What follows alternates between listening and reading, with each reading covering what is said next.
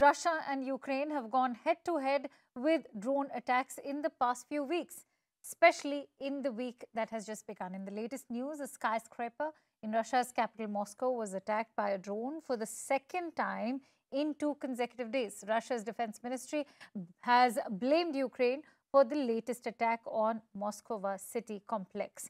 Ukraine's presidential advisor, Mikhailo Podolyak, has come out and said more attacks on Russian soil are coming as the war moves into the territory. Ukraine has sent a cold threat to Russia, stating that more drones collapse and war is headed towards the Russians. On the other hand, the European Union has urged Russia not to escalate hostilities in Ukraine after Kyiv's drone attack, but an uptick in drone attacks has become a major part of Ukraine's counteroffensive. According to an analysis by the New York Times, at least 3 Ukrainian-made drones have been used in attacks inside Russia, including Moscow. Here's a report before we quickly dive deep into this topic with our guest, Bishop Garrison. Have a look at the report.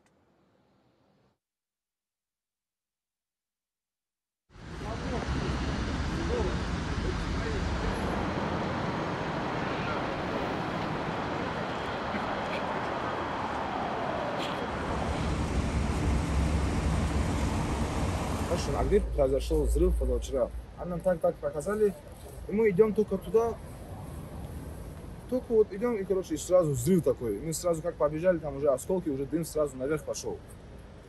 И уже как бы начали побежать уже служба безопасности, вот так, и, ну, осколки были очень большие.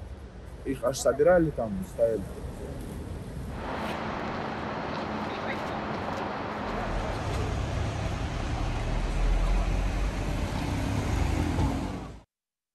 So how are drones becoming a part of the counter-offensive strategy for Ukraine? Let's dive deeper into this. Also, what is the status of the counter-offensive? Remember, the West and Ukraine were pinning hopes on this counter-offensive. Let's try and get in a sense of perspective. And for that, let me introduce my guest. I'm joined in by Bishop Garrison, who is a fellow at National Security Institute at JMU Law. He's also an adjunct professor at Georgetown University. Many thanks to you, Bishop, for joining in. It is difficult to say where the drone was launched from when we talk about this specific attack. But it is possible that it was launched from within Russia, perhaps even from the outskirts of Moscow. If that were the case, it could mean Kyiv is using intelligence personnel inside Russia to strike at important targets, something that we also saw when the Kremlin was attacked. What do you make of this war tactic, often referred to as mosquito warfare? Well, first and foremost, thank you for having me. I'm very happy to be back on the show again. The Ukrainians are very, very well trained, just as Secretary Austin, the Secretary of Defense here in the United States, said last week.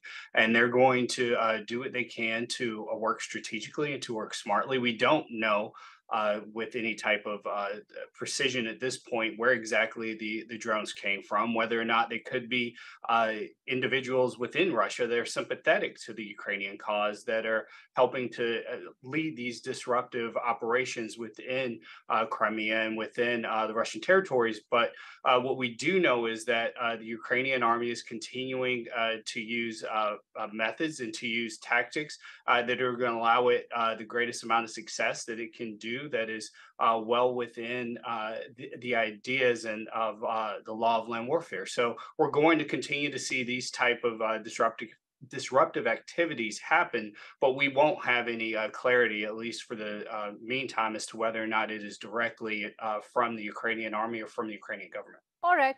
Bishop, has the war in Ukraine also highlighted the game-changing effect of drones on warfare, whether as air power or ammunition? Yes, absolutely. Again, the technology that they're getting from the West is continuing to have a direct effect on this activity, and we're going to continue to see the armies leverage whatever they have at their means to find victory in this sense. And drones have long been on the battlefields now, so it's not a surprise that we're continuing to see them within this conflict. They're ubiquitous. They're generally inexpensive when you're talking about large scale war, and they are going to be utilized in a variety of ways, whether they're delivering munitions or delivering supplies and logistical routes, or whether they're being used in this type of warfare as well. It's interesting that you mention that they've been on the battlefield for long, especially when we talk about wars in Syria or even Afghanistan. Potential challenges for the international community. What are those potential challenges now when we talk about drones as the new evolving warfare?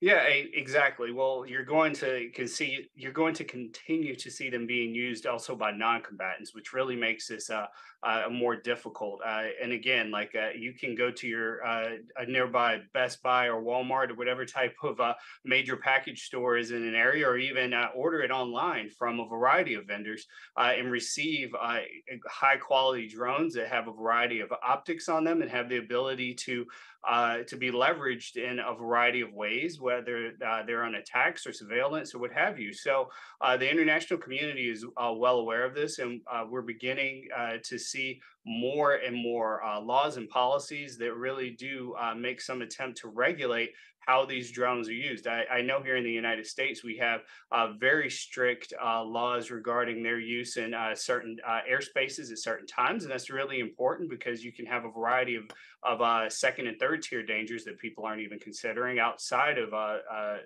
combat, for instance. But I think the international community wants to see Ukraine protect its sovereignty. It wants to see Russia. It wants to see Russia stop this illegal invasion, and I think that they're going to continue to stand back and let Ukraine do what it needs to do in order to protect itself within reason and within law. All right, but then let's also talk about the overall Ukrainian counteroffensive. Why has progress been so slow? US and Kiev knew of the shortfalls, but Kiev still launched the offensive. Well, yeah, absolutely. They weren't going to stand back and just play defense the entire time here. Look, it's an actual physical kinetic war. This is kinetic activity, and they're coming up against minefields. They're coming against other types of obstacles that are slowing down their progression, and that's natural, and that to some degree is to be expected.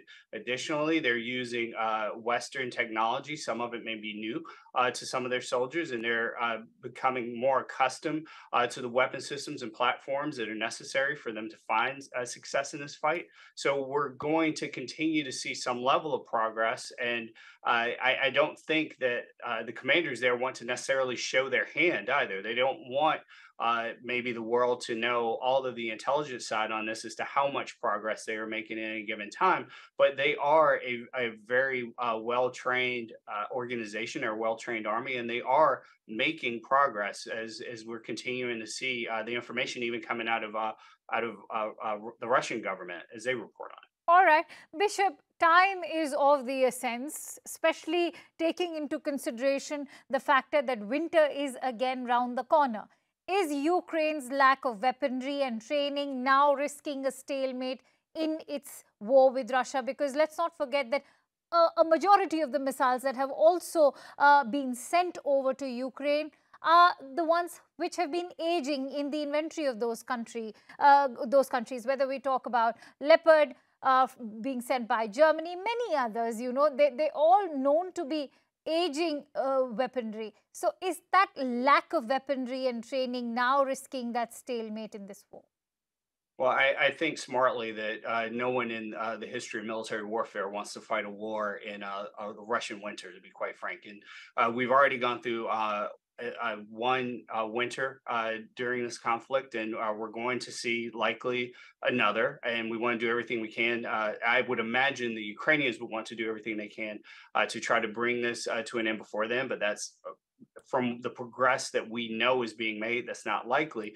So will winter have an effect? It definitely will, but it remains to be seen to what extent it will affect operations there and it'll affect the armies. But again, like historically, many armies have fallen attempting to fight a war in winter. So they're going to have to use smart tactics, and they've already been in this situation before. And I think that they're going to continue to do what they can to leverage their knowledge and their experiences there, and to find a level of success, or at least find themselves to be able to regroup and continue their offensive in the spring.